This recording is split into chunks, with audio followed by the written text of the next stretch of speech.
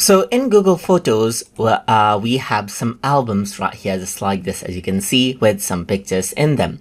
If I want to actually go ahead and share this particular album out with others, then you can simply go around over here. While the album is opened up, you can click on share, and then what you can do is you can go ahead and share it out with other people right here, just like this. We can go ahead and share it out with other people right here and hit send, and then what happens is that particular album will be shared with others, and you can see that they are shared. You can also click on the plus button and choose or add in the email address of the other person right here that you want to actually go ahead and share out the content with right here, just like this as well.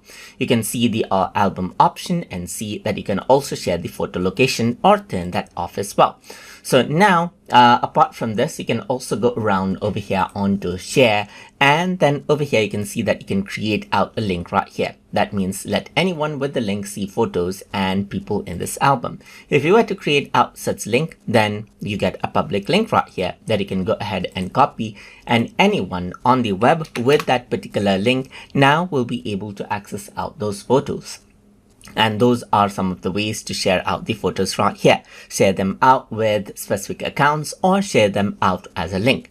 You can go back right here, and over here you can see that this is the album. If I were to click on the three dot button, then you got the share album option over here as well to access the same settings from over here as well.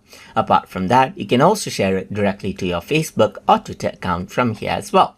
So that is how you can actually go ahead and then share out your albums with others inside of Google Photos. So I hope you guys learned something as always. And as always, please like, comment, share, and subscribe.